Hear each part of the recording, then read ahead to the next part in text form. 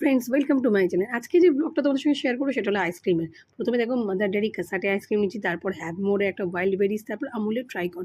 আচ্ছা, প্যাকেটের ওপরটা দেখলে তোমরা বলতেই পারো আমি কিন্তু সবসময় ডেট দেখে কিনি, তোমরাও এই জিনিসটা সবসময় করবে। তো সবার আগে যেটা আমি ট্রাই করবো সেটা হলো মাদার ডেয়ারি কাসাটে আইসক্রিম। বেশ টেস্টি লেগেছিলো।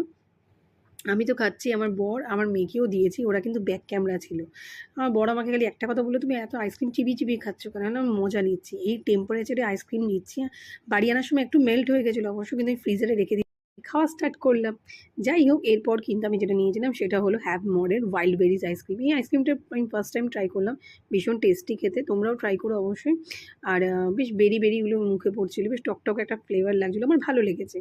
এরপর যেটা আমি ট্রাই করেছিলাম সেটা হলো ফ্রেন্ডস আমুলের ট্রাইকন আইসক্রিম। আচ্ছা, তোমরা কারা আমার মতন এরকম আইসক্রিম খেতে ভালোবাসো অবশ্যই কমেন্টে করে জানিও।